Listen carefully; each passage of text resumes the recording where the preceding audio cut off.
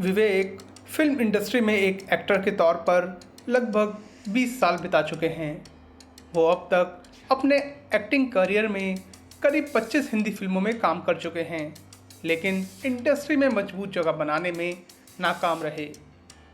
करीब 20 साल के अपने करियर में विवेक ने गिनती की ही हिट फिल्में दी हैं, जैसे 2004 में आई मस्ती और 2013 में आई फिल्म की सीक्वल ग्रैंड मस्ती। इसके अलावा Omkara, shoot out at Lokhandwala, Krrish 3 और वेब सीरीज़ इनसाइड एज में भी उनकी परफॉर्मेंस पसंद की गई।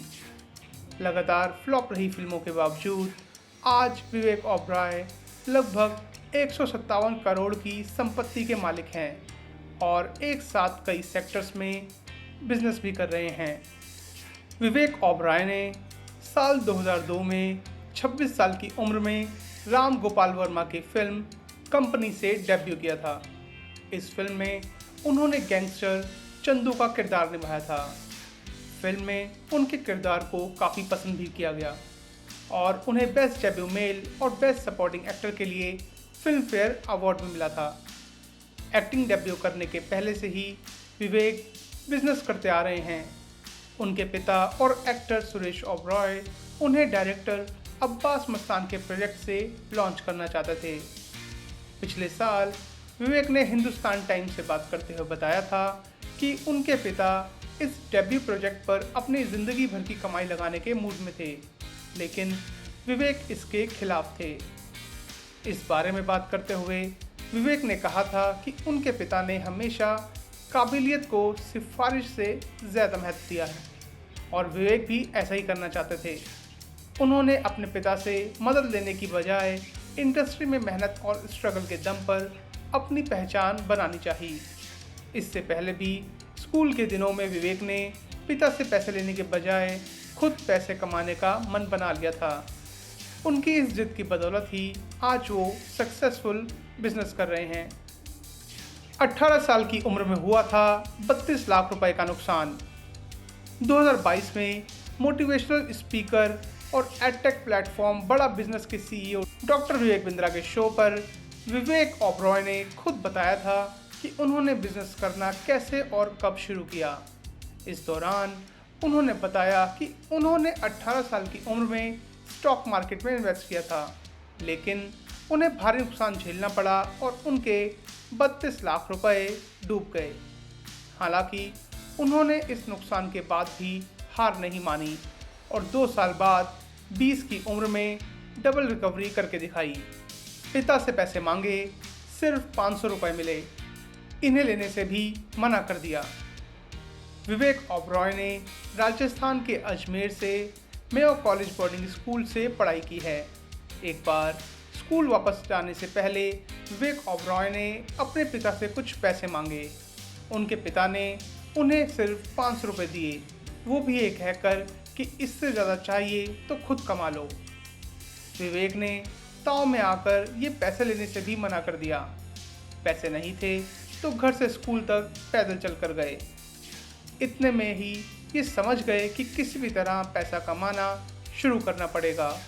इसके बाद रेडियो प्ले और वॉइस ओवर आर्टिस्ट के तौर पर पहली बार काम किया।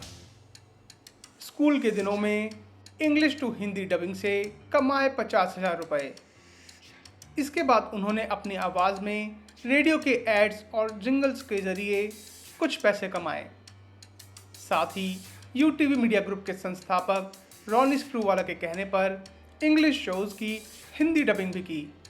विवेक ने बताया कि उन्होंने Jurassic park, the independence day, Spiderman और द रॉक जैसी इंग्लिश फिल्मों की डबिंग से महीने भर में 40-50 हज़ार रुपये तक की कमाई कर ली। इसके बाद उन्होंने अपना पहला बैंक अकाउंट खुलवाया। वड़ा पाव चाय वालों से सीखे बिजनेस के बेसिक्स। विवेक ओबरॉय स्कूल के बाहर लगे वड़ा पाव और चाय के ठेले वालों से इकोनॉमिक्स के कॉन्सेप्ट समझते थे। उन्होंने कैश फ्लो का मैनेजमेंट, स्टॉक इकट्ठा करने जैसी बेसिक चीज़ें इन्हीं लोगों से सीखी। इसके बाद उन्होंने अपने आसपास के ठेले वालों का बिजनेस मॉडल समझने के बाद उन्हें पैसों से मदद करना शुरू कर दिया और उसमें प्रॉफिट शेयर भी करने लगे। जब उन्हें प्रॉफिट मिलने लगा तब उन्होंने स्टॉक मार्केट में पैसे लगाए, लेकिन 17 साल की उम्र में करीब 32 लाख रुपए का नुकसान उठाना पड़ा। लेकिन उन्होंने हार नहीं मानी। पैसे गंवाने के बाद उन्होंने स्टॉक मार्केट में अप्रेंटिसशिप की और शुरुआत से मार्केट को समझा। 19 साल की उम्र में उन्होंने पहली टेक्नोलॉजी कंपनी खड़ी की और करीब 12 करोड़ रुपए कमाए। इसके बाद उनकी कमाई का सिलसिला थमा नहीं। विवेक ओबरॉय अपना खुद का production house Oberoi mega entertainment खड़ा कर चुके हैं। इसके साथ ही उन्होंने सोशल सेक्टर, एजुकेशन सेक्टर और स्टार्टअप्स में भी काफ़ी इन्वेस्टमेंट किया है। इसके अलावा उनकी अपनी real estate developer company cum infrastructure भी है। साथ ही ओबरॉय गुजरात की रियल एस्टेट कंपनी रघुलीला इंफ्रास्ट्रक्चर प्राइवेट लिमिटेड कंपनी में हिस्सेदारी भी रखते हैं। 2014 में गुजरात सीएम रहे मोदी के साथ साइन किया 400 करोड़ का MOU। 2012 में विवेक ओबरॉय ने रघुलीला इंफ्रास्ट्रक्चर नाम की कंपनी के साथ कंस्ट्रक्शन बिजनेस में कदम रखा। आज की डेट में इस कंपनी में विवेक बड़ी हिस्सेदारी भी रखते हैं। 2015 में इस कंपनी ने अहमदाबाद के ढोकला में लग्जरी रेजिडेंशियल टाउनशिप शुरू करने की अनाउंसमेंट की। ये टाउनशिप 175 एकड़ एरिया में बसी है। उन्होंने इसी प्रोजेक्ट से जुड़े थीम रिजॉर्ट के लिए विवेक ओबरॉय ने 400 करोड़ रुपए का इन्वेस्टमेंट किया था। 2016 में खड़ी की खुद की इंफ्रास्ट्रक्चर कंपनी। इसके अलावा सितंबर 2016 में उन्होंने अपनी खुद की इंफ्रास्ट्रक्चर कंपनी कर्म इंफ्रास्ट्रक्चर की शुरुआत की। कंपनी शुरू करने के बाद उन्होंने 10 लाख टिकट साइज कैटेगरी में महाराष्ट्र हाउसिंग प्रोजेक्ट की शुरुआत की। इस प्रोजेक्ट का मकसद था कि किफ़ायती दामों में लोगों को हाउसिंग सुविधाएं मुहैया कराना। उन्होंने 360 तालुकाओं में रहने वाले लोगों के लिए 15 करोड़ वर्ग फीट एरिया में इस प्रोजेक्ट में इन्वेस्ट किया था। इसके अलावा विवेक ओबरॉय ने दुबई में भी रियल एस्टेट सेक्टर में इन्वेस्ट किया है, जहां उनके 8 अलग अलग प्रोजेक्ट्स पर काम चल रहा है।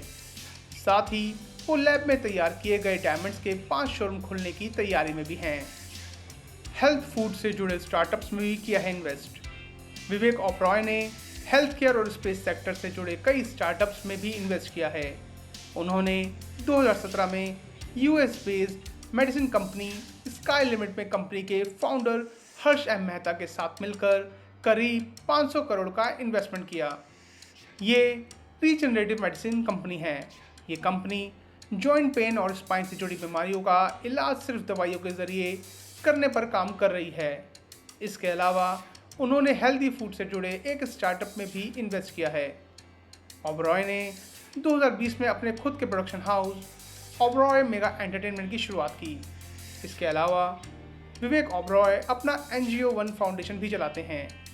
ये नॉर्थ इंडिया में school education, health, child prostitution में फंसे बच्चों का बचाव करने पर काम करते हैं। उन्होंने 2004 में आई सुनामी में अपना घर गंवा चुके लोगों को दोबारा बसाने में भी मदद की है। 2016 में लाइव प्रिंट से बात करते हुए विवेक ओबरॉय ने कहा था कि उनके बिजनेस इंटरेस्ट की ही तरह पर्सनल फाइनेंस को लेकर भी उनके मल्टीपल इंटरेस्ट हैं। उन्होंने कहा था कि वो mutual funds, equity, residential property और रियल एस्टेट के जरिए अपना पर्सनल फाइनेंस मैनेज करते हैं। जल्द ही विवेक ओबरॉय रोहित शेट्टी की web series Indian police force से OTT डेब्यू करने जा रहे हैं।